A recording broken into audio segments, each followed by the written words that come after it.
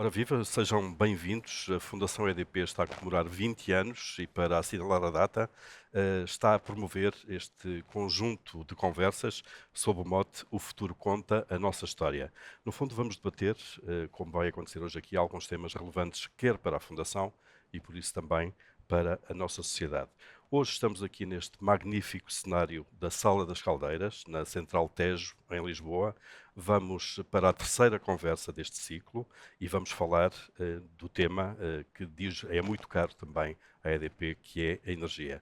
E para debatermos o assunto, temos aqui connosco hoje António Coutinho, é CEO da EDP Inovação, Júlia Seixas, que é professora da Universidade Nova de Lisboa e pró-reitora também da Universidade, Assunção Cristas, que é professora da Nova School of Law e é partner também da Vera de Almeida. É um gosto recebê-los aqui para esta conversa e estar aqui neste cenário fantástico. A mim, Paulo Ferreira, cabe-me então a condução desta conversa, que pode acompanhar no Observador. António Coutinho, deixe-me começar por si, de alguma forma também anfitrião destas conversas. A eletrificação, de alguma maneira, mudou a nossa vida, mudou o país, mudou, de alguma forma, o mundo inteiro. Houve grandes transformações sociais, económicas. Acha que esse período de transformação terminou de alguma maneira ou ainda vamos continuar a vivê-lo? De todo, de todo. Eu penso que, vamos lá ver, quando nos questionamos sobre uma das maiores invenções que mais transformaram o mundo, a eletricidade aparece sempre como uma dessas tecnologias mais transformadoras.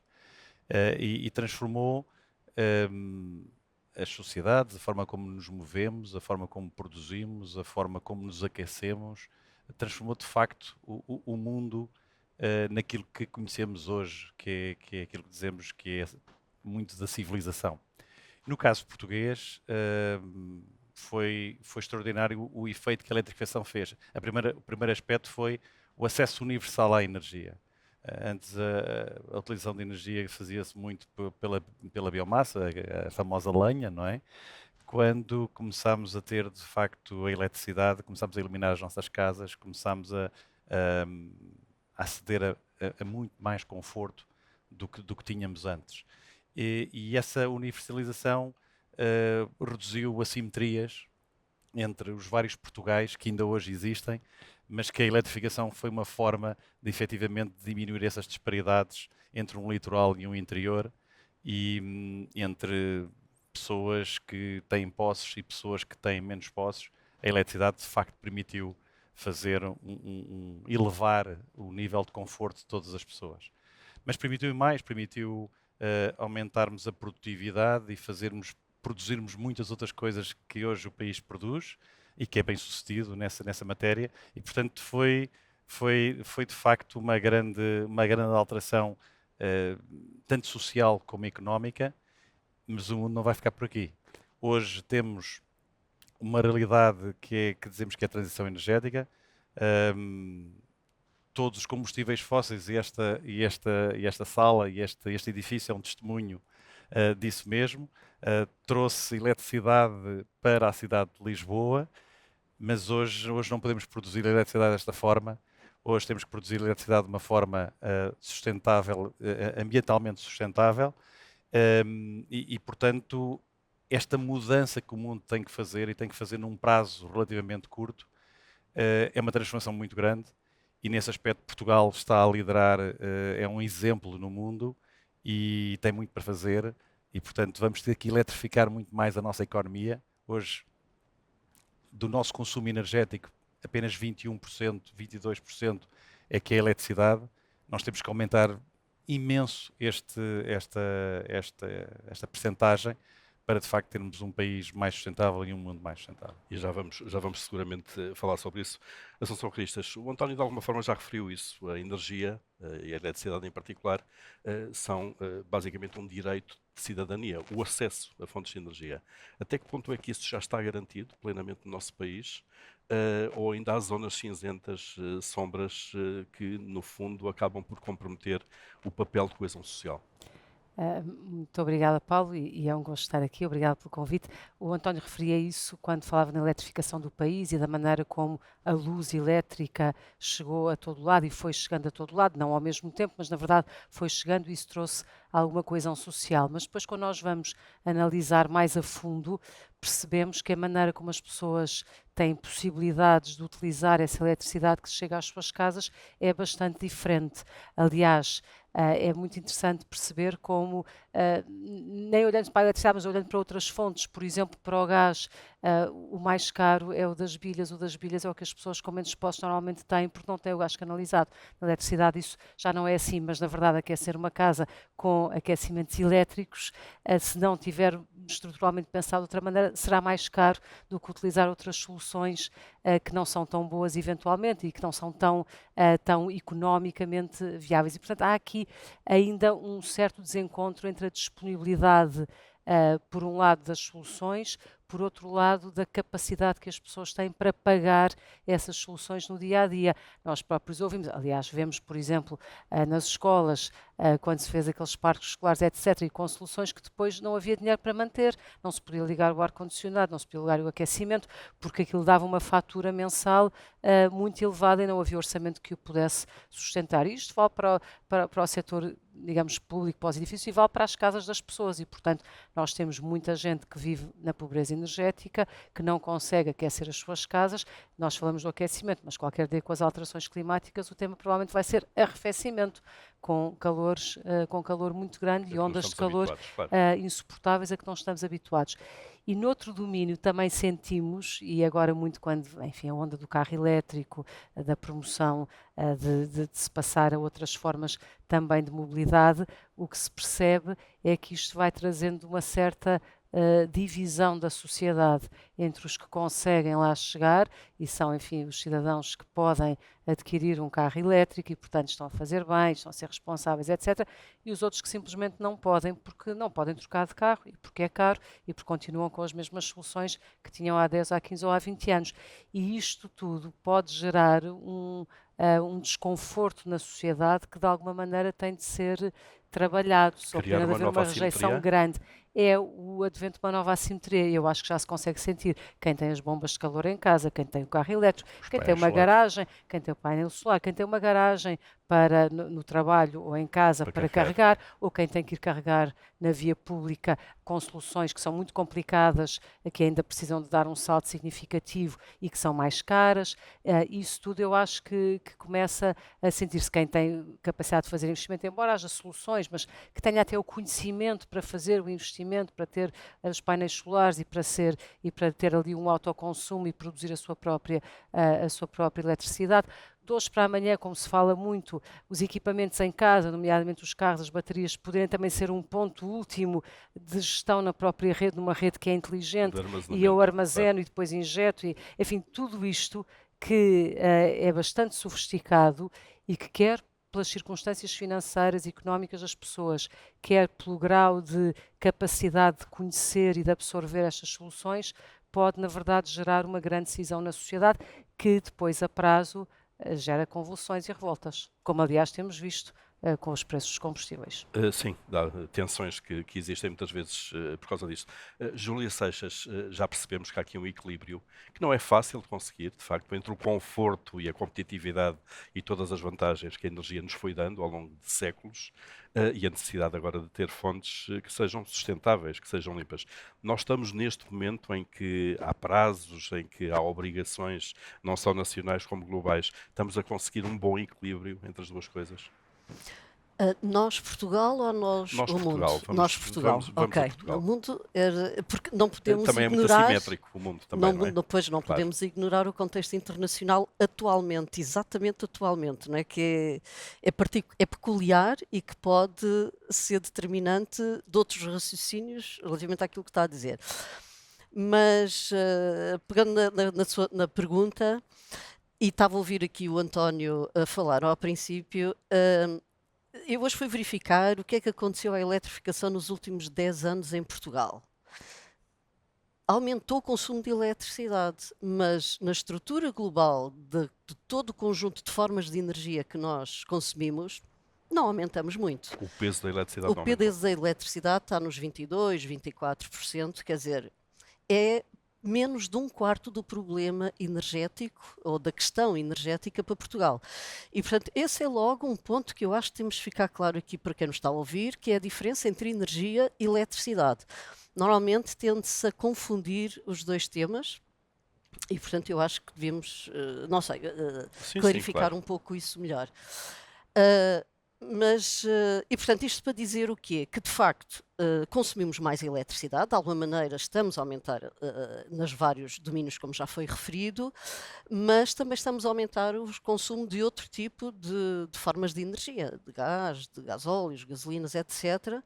E isso no contexto da economia europeia, onde Portugal se insere, integrado na dita transição energética, inclusiva, referindo os aspectos que a Assunção também já sublinhou, de facto estamos a evoluir muito devagar. Por isso, o termo transição significa que temos algum tempo para fazer este percurso. Não há varinhas mágicas. É dos sistemas com maior inércia, são os sistemas energéticos. As pessoas sabem, em casa, quando compram um frigorífico, não é por aparecer um muito melhor daqui a 2 anos, ou passados 2 anos, que vão vender ou que vão desistir do frigorífico que compraram. Há um racional económico associado ao investimento que se faz num frigorífico e, portanto, isto reflete-se. O raciocínio é igual, seja para uma empresa, para uma central de produção de eletricidade, seja ela qual for. E, portanto, há aqui este tempo que demora, não é? Há este tempo que demora. Atualmente, o contexto internacional é um contexto, no meu entender, penso que a palavra talvez mais correta será incerto e mesmo adverso ao caminho que nos últimos 10, 20 anos todos preconizamos, desde o Acordo de Paris em particular, nesta transformação. Refere-se concretamente a quê? Posições da administração americana, por exemplo, sobre o assunto? Refiro-me ao facto de, apesar, e faço aqui um parênteses, apesar de acordo com dados da Agência Internacional de Energia, o investimento em renováveis é significativo, a nível mundial, é significativamente superior ao investimento em combustíveis fósseis. Mas os combustíveis fósseis têm uma capacidade que já está instalada. A verdade é que, um pouco por todo o mundo, o consumo de combustíveis fósseis continua a aumentar. Comparativamente, em termos de taxa, digamos, a penetração de formas de energia renovável está a aumentar muito depressa, mas em termos absolutos é incomparável. Claro, é incomparável. Parte de uma base Portanto, muito baixa, claro. sim, porque há cada vez mais pessoas e cada vez mais países, de facto, a acederem a energia para a produção de eletricidade. Por exemplo, apesar de tudo, nós ainda temos atualmente no mundo inteiro, é um número interessante, por isso eu decorei, eu sou péssima para números, temos 666 milhões de pessoas sem acesso à eletricidade, sobretudo nos países da África subsaariana. Só em 2022 é que um país como o Bangladesh teve cobertura total de eletricidade. Mas não é à conta de renováveis. Portanto, se por um lado, e não podemos ignorar as vantagens e o acesso a múltiplos serviços e a múltiplo conforto destes países terem acesso à eletricidade, como nós já tivemos há uns anos atrás, mas por outro lado, quer dizer, muita desta eletricidade não está a ser produzida por renováveis e, portanto, de facto, estamos aqui numa encruzilhada em que algumas partes do mundo importantes, desde logo também os Estados Unidos, claro, não estamos todos a caminhar na mesma direção. E também é muito verdade, e eu queria chamar também a atenção para isso, só para dar aqui mais um ou dois números, em termos de bem-estar, o acesso à energia tem que ser aqui entendido, eu que entendo o acesso à energia de uma forma um bocadinho mais ampla do que propriamente ter acesso à eletricidade ou ter acesso a combustíveis ou o que for. Porque, aliás, lembrei-me deste raciocínio precisamente na sequência do que a Assunção referiu, nós em Portugal, de facto, Portugal juntamente com a Espanha, são os dois países em que a pobreza energética somos os campeões. Cerca de 21%, o que em Portugal dá cerca de 2 milhões de pessoas. Esta semana saiu o relatório do Instituto Ricardo Jorge, em que, durante este período de verão, nós tivemos o verão mais quente dos últimos 94 anos. Não sei se têm noção. E Temos. as mortes a mais, devido a este facto, andam por volta dos 2.000, 2.600 mortes a mais. Desde logo, pessoas mais vulneráveis, com doenças crónicas, idosos, etc. E muito disto não se resolve apenas com acesso à eletricidade, porque as pessoas já têm eletricidade. Não apenas, e bem dito, e como foi referida a questão do custo do acesso a esta eletricidade, mas também àquilo que é o envelope do consumo desta eletricidade, no caso concreto, as habitações. E, portanto, o tema da eficiência energética numa habitação é tão importante como o tema do acesso por via do preço que as pessoas que aí vivem têm para comprar equipamentos para arrefecer as casas, ilustrando agora a questão do verão, não é? E este é um problema, de facto, muito sério que nós temos em Portugal. Há alguns levantamentos, algumas avaliações, por acaso um deles foi feito num artigo científico publicado por investigadores do meu grupo. Portugal precisa de cerca de 72 a 77 mil milhões de euros para colocar as primeiras habitações, portanto não estamos a falar de outras, primeira habitação, em níveis razoáveis de classe A ou B, em termos de eficiência energética, porque isso é grande parte do conforto, vem desses envelopes. 3 bazucas ou um envelope da Troika, não é? Isso, pois, isso é outra conversa. Isto numa altura em que o tema da habitação é tão crítico e que há tanta escassez e, portanto, na verdade, não há habitação e depois a habitação que há tem de ser de qualidade e, portanto, só renovar o parque habitacional existente é um desafio imenso. Aliás, há imensa legislação europeia e nacional sobre este tópico da eficiência energética dos edifícios, mas depois a seguir, sem incentivos e sem envelopes financeiros associados que permitam fazer essa transformação, é muito complicado. E sem conhecimento por parte das pessoas, porque eu acho que só as pessoas super atentas é que conseguem, enfim, navegar no meio dos avisos, pelas coisas que saem, dos apoios que saem. Aliás, muitas vezes ficam por cumprir. Ficou muito visível agora nos avisos do PRR.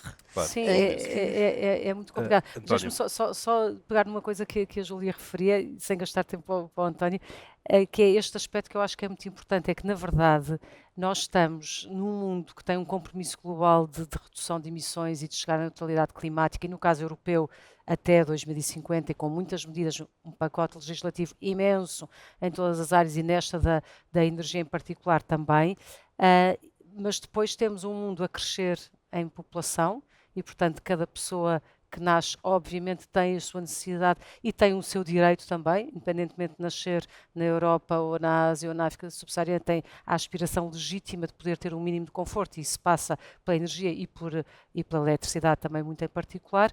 E depois, o modelo de desenvolvimento que nós estamos a ter com a economia dos dados, com os centros de dados, com as inteligências artificiais, é altamente exigente do ponto de vista da procura de eletricidade e, portanto, queremos reduzir emissões ao mesmo tempo que temos fatores que nos obrigam a aumentar. Portanto, o esforço é um esforço imenso, muito mais do que... Nós não conseguimos congelar a população. Se congelasse a população já ia ser difícil, porque muitos estão agora a chegar ao acesso à eletricidade que não tinham. Mas sem fazermos isso, e que não podemos, como é evidente, temos este desafio suplementar. Portanto, é mesmo uma transformação muito exigente. Exigente, difícil, António. Como é que isto está a ser feito ou deve ser feito? Inovação tecnológica ajuda e é absolutamente essencial. Podemos escalar soluções que já existem hoje, de alguma maneira, porque percebemos pela conversa e porque sabemos qual é o contexto em que estamos, que o desafio é muito grande mesmo. Eu acho que nós associamos muito inovação à tecnologia. E, obviamente, que a tecnologia é uma parte importante da inovação. Mas eu costumo muitas vezes dizer, em muitas ocasiões, que inovação é diferente de invenção. Inovação pressupõe sempre um tema de escala. E o grande desafio que nós temos não é tanto um desafio tecnológico. Há áreas onde, de facto, ainda não temos solução. Não temos solução para a aviação, não temos solução para o transporte marítimo, para o aço, para o cimento. Mas nós, para muitas outras utilizações de energia, temos solução. E, portanto, o grande desafio é, de facto, fazer a adoção em escala destas tecnologias que existem.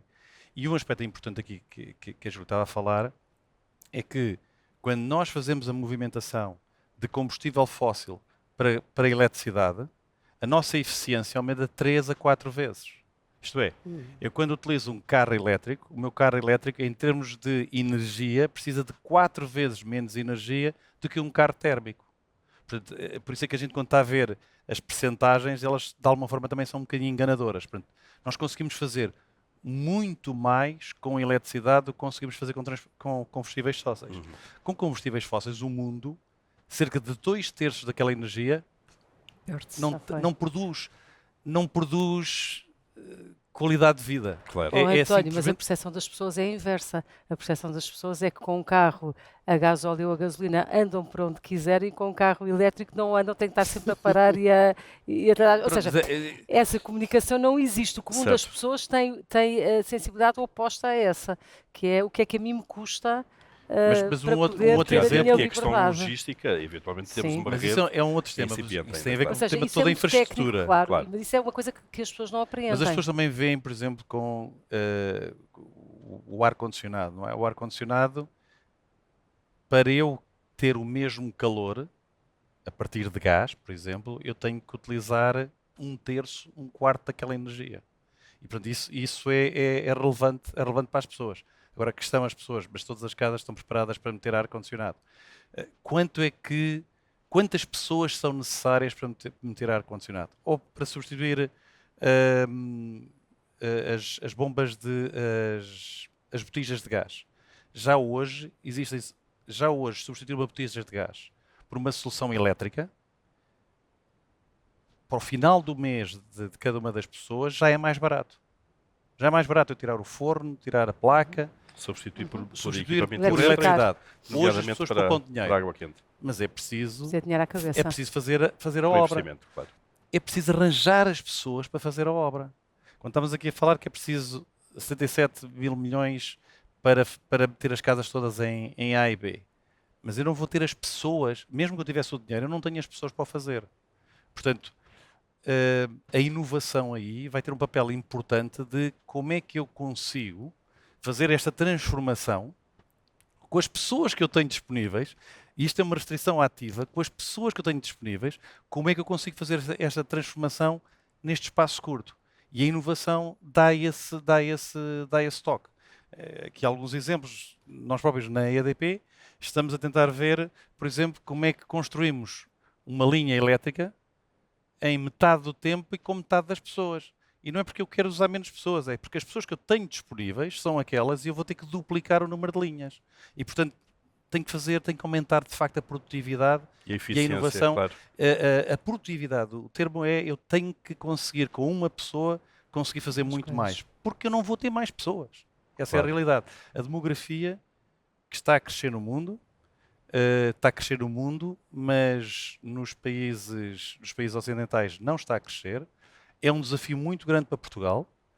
Se olharmos para os valores que as Nações Unidas nos dão, estimam que nós tenhamos uma contração da nossa população ativa significativa e, portanto, o desafio que as empresas, que os vários organismos têm é de fazer mais com menos pessoas. Com recursos que são menores, claro. A energia vai ter um papel importante nesse aumento de produtividade. Claro. Júlia, e como é que as universidades, falando com uma professora universitária especializada nesta área, podem ou estão a ajudar empresas, governos, entidades públicas neste caminho? Há de facto colaboração entre os três vértices, se quiser? Não fico se colocar a questão dos três vértices ao mesmo tempo, e até há um termo na gíria que é a hélice tripla, existe isso, exatamente. Eu penso que em Portugal não existe esse modelo. Universidades, empresas e decisores ou definidores de política pública, em conjunto, não existe assim tanto. Existe, sim senhor, existe, e eu, aliás, participo até em algumas dessas iniciativas, e há muitas iniciativas, de facto, já, e foi um caminho grande que se fez, comparativamente há 20 ou 30 anos atrás, uma aproximação muito grande entre empresas e universidades, que seja na fase de ideação, seja na fase de incubação, há muitos programas de norte a sul do país, com muitas universidades, na área da energia em que isso acontece. Na área da política pública com universidades, também vai existindo, embora eu pense, isto é uma opinião muito pessoal, que a política pública devia fazer um pacto com a ciência. E a ciência é o porto seguro. A ciência, à partida, não tem interesses escondidos nem agendas, sejam financeiras ou outras, e, portanto, devia apoiar-se mais em estruturas de universidades ou de peritos de universidades, investigadores de várias universidades, para aconselhamento, para exploração de caminhos e para desenho de políticas públicas. Devia fazê-lo mais, faz pouco, muito pouco. Como eu digo, um modelo da hélice tripla não existe assim tanto em Portugal. E é uma pena. Claro. E é uma pena, Claro. porque devia...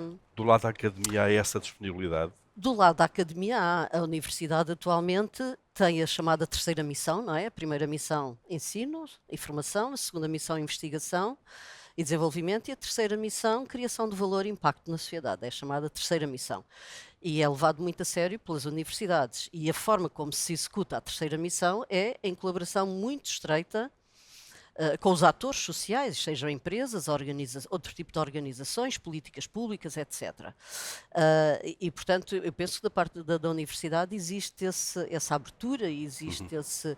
Penso é que não há esse modelo ainda instituído, e provavelmente devíamos caminhar um pouco mais para esse tipo de modelo. Um caminho normal e natural. É porque, repare, eu penso que... Há procura, mas não há resultados. Pois, eu penso que muitas vezes, e nós temos múltiplos exemplos em Portugal, não é de agora, já de há muitos anos, muitas vezes a política pública vai por um caminho e toma determinados desenhos que resulta num gasto de energia muito grande e de tempo para gerir depois conflitos na sociedade.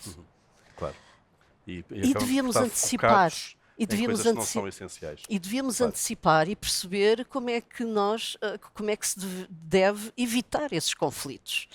Epá, há coisas muito óbvias, quer dizer, e na área da energia e da eletricidade nós temos vários conflitos que eu penso que vão aumentar, que é a instalação dos parques solares muito grandes. Sim, Esse é um ponto... mas isso é um clássico, não é? É um Nós clássico, nunca mas queremos, a algum exploração tipo de do instalações lítio... no nosso quintal. Achamos que são um bem comum, mas nunca à porta da nossa casa. Exato, exatamente. Exatamente. Mas sabe como é que a nothing in my Dinamarca backyard. resolveu isso em 2001, se a memória não me falha? A cidade de Copenhaga resolveu isso de uma certa maneira, e que, aliás, é um modelo que está a ser adotado em vários países da Europa. Sabe como é que resolveu? A Dinamarca, como sabe, em frente a Copenhaga, há aquilo não é bem eólico offshore, aquilo é eólico onshore com água até 1 metro Sim. de altura. Mas há muitas Mas torres aquelas eólicas pessoas ali, que claro. viviam, o conjunto de pessoas que viviam naqueles prédios, obviamente não queriam aquela paisagem à sua frente. E como eram pessoas com alguma literacia e poder económico, começaram processos em tribunal que nunca mais acabava. E a forma como foi resolvida foi muito simples.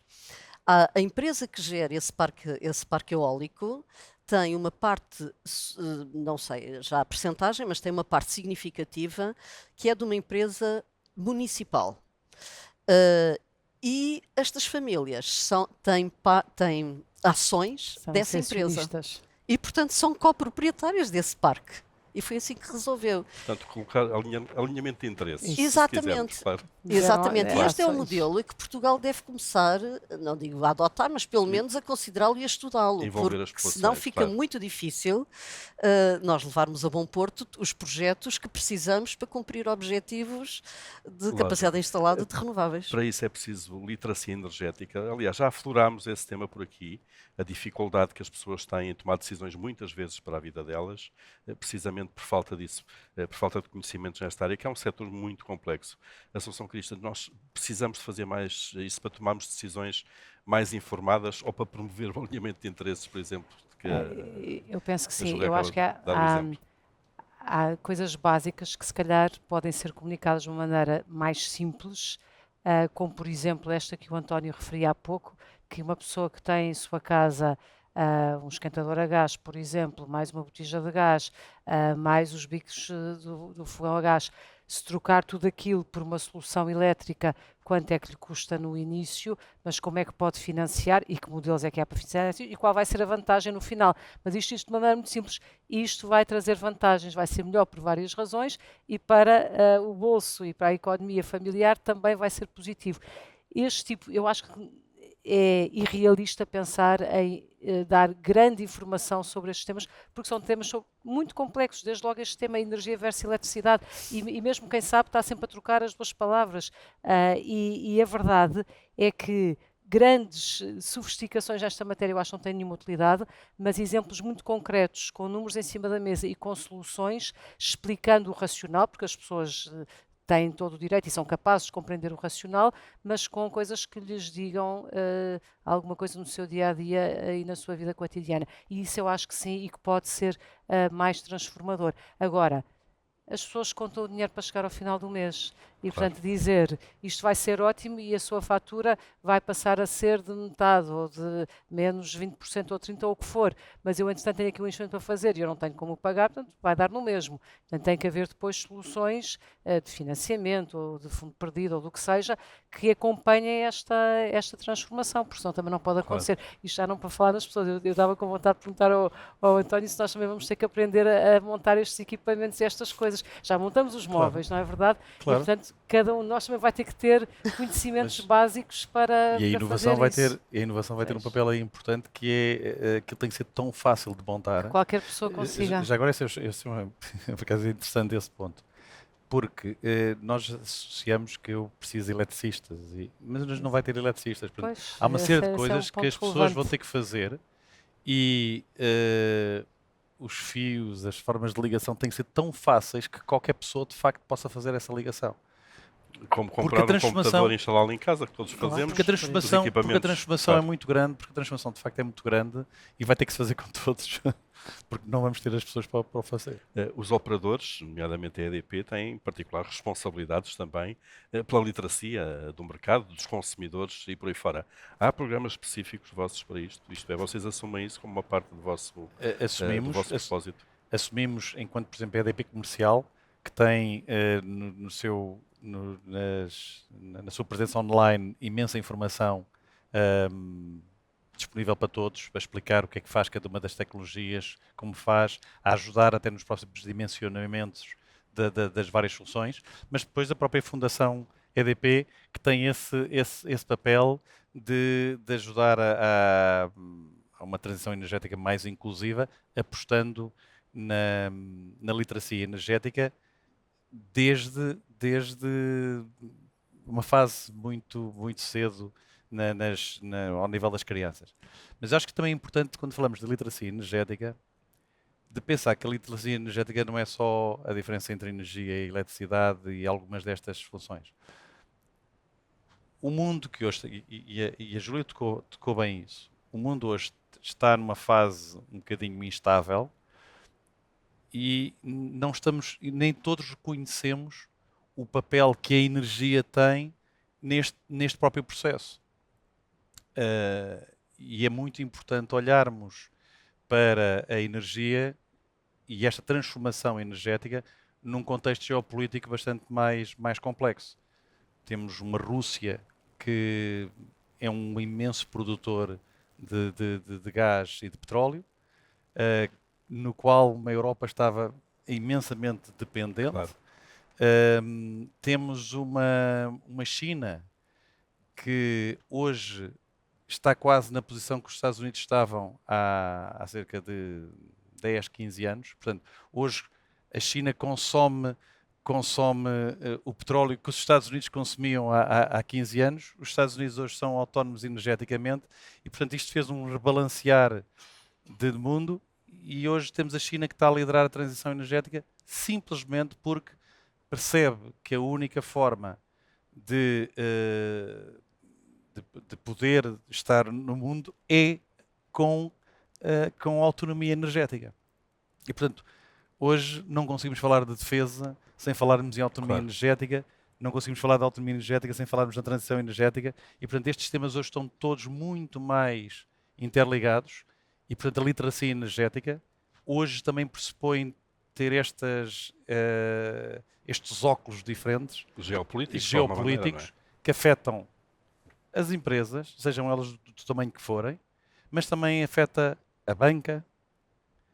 Porquê? Porque ninguém se deu conta, mas quando o preço do petróleo sobe, sobe a inflação. Quando a inflação sobe, sobem as taxas de juros. E, portanto, esta ligação toda de como a energia pode explotar alterações muito significativas ao nível da economia e ao nível dos vários setores é muito importante de ser entendida a vários níveis numa população. Júlia, sim. Esse é o paradigma que temos que mudar, exatamente. A diferença das energias renováveis para esta energia, que são os fósseis, petróleo, gás, sobretudo, o carvão está muito distribuído, não tem esse poder, é precisamente de fazer, como agora se diz, o decoupling, porque de facto, quer dizer, em termos de energia, o sol, a água, o vento deixam de ter esse valor, deixam de ser a commodity. A commodity passa a ser outra coisa, passam a ser os materiais. E nós estamos já a assistir a essa de translação desta geopolítica da energia para os materiais. Porque no mundo do Acordo de Paris, à partida, vamos fazer o decoupling desse raciocínio, não é? Portanto, mas tudo isto, reparem, isto são coisas de facto muito complexas e estamos a falar de literacia.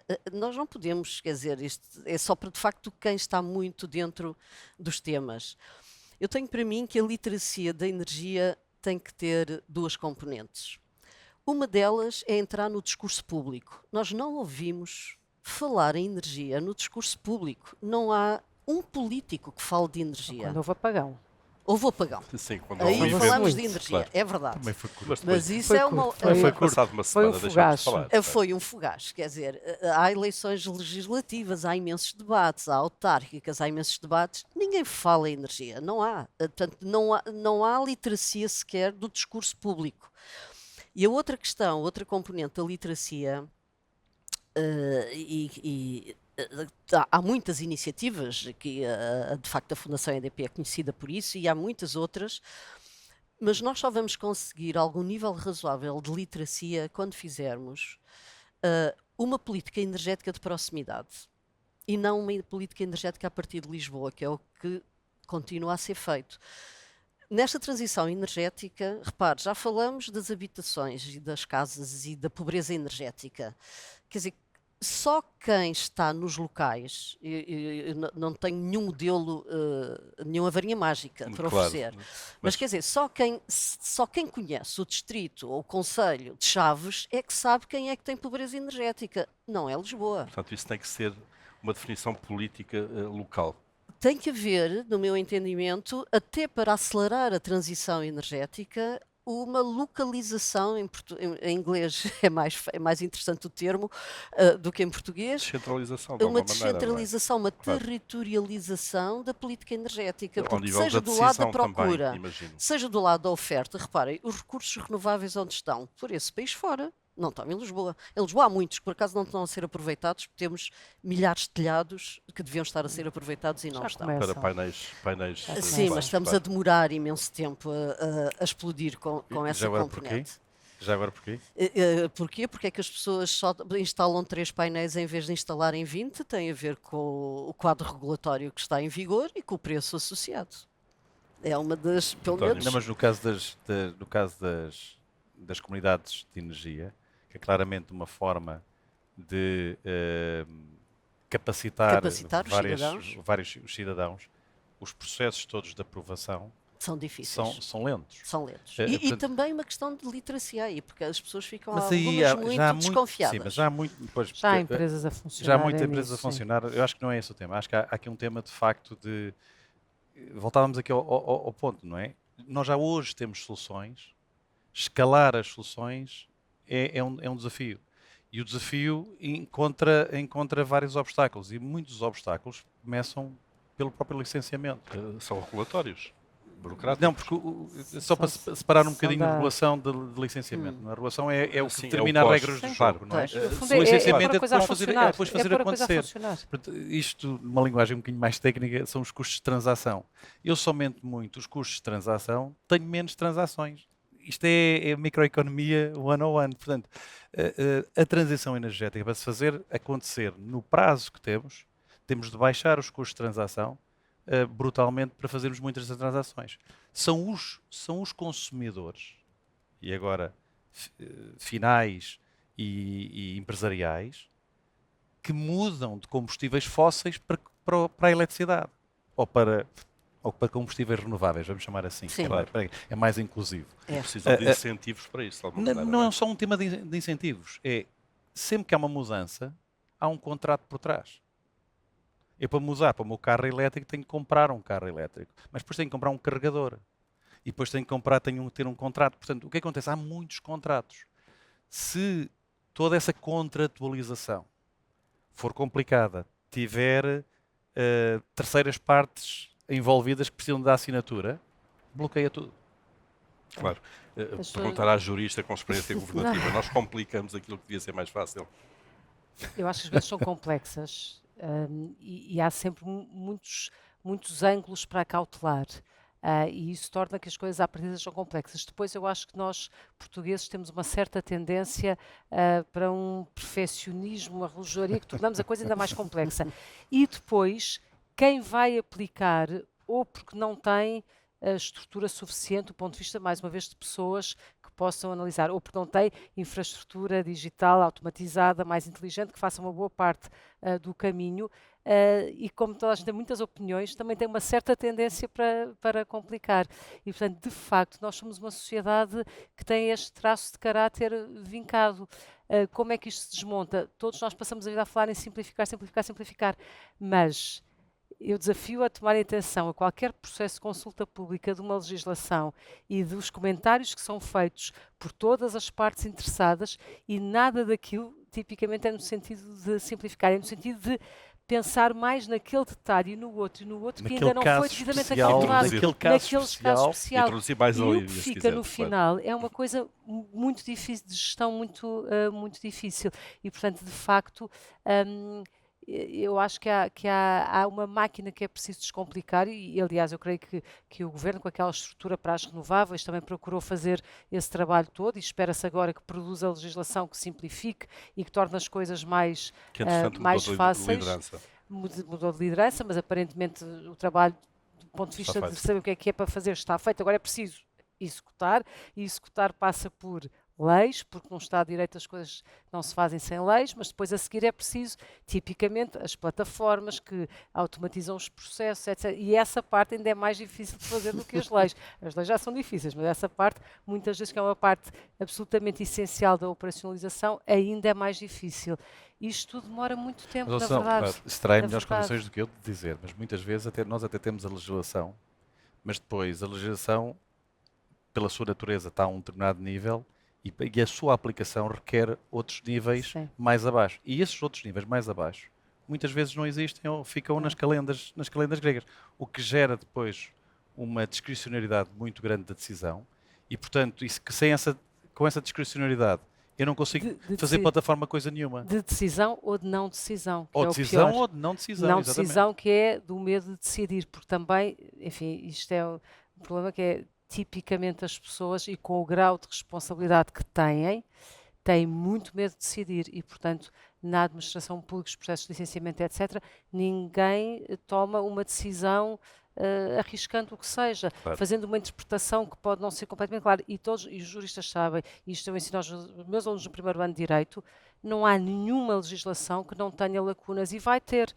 porque é sempre um exercício prospectivo e vai aparecer uma realidade muito mais rica do que aquela que nós somos capazes de traduzir em linguagem numa norma jurídica, que depois precisa de ser interpretada e aplicada. E por isso é que depois há pessoas para fazer esta aplicação. qual é que é o problema que nós muitas vezes temos? É as pessoas têm muito medo e não têm a capacidade de tomar a decisão de mandar automóvel e querem tudo regulado até ao mais ínfimo Para detalhe, não correr riscos. para não correr riscos. Muito bem, estamos a chegar ao fim do nosso tempo. António Coutinho, estamos aqui porque a Fundação EDP faz 20 anos. Qual é o papel que lhe está reservado neste tema concreto da transição energética para os próximos 20 anos? É interessante colocar a Fundação EDP num contexto um bocadinho mais amplo. A EDP posiciona-se, de um ponto de vista estratégico, como querendo liderar a transição energética. Como é que faz isso? Através de liderar o investimento em energias renováveis, que o faz globalmente, através de um imenso investimento nas redes que faz dos mercados onde está presente, nas redes, nomeadamente em Portugal, onde temos um aumento de 70% do investimento em redes. Falo através da EDP Inovação, quando procura novas soluções de escalar e de fazer tudo mais eficiente, tornar este crescimento possível, aumentando a resiliência, criando opcionalidade e aumentando a competitividade, porque, para todos os efeitos, nós suportamos também o aumento da competitividade do grupo EDP, e depois faz pela Fundação EDP a componente de inclusão social, a componente de garantir que a transição energética é o mais justo possível, e portanto essa componente que não é menor, mas que remata e compõe toda esta liderança de transição energética por parte da EDP. E que tem muito trabalho pela frente, E como que já tem vimos muito trabalho para fazer. por esta conversa. Foi um gosto estar aqui convosco neste ciclo de conversas a propósito dos 20 anos da Fundação EDP. O futuro conta a nossa história. Foi mais uma conversa. Outras seguirão com outros temas e outros convidados. Até lá.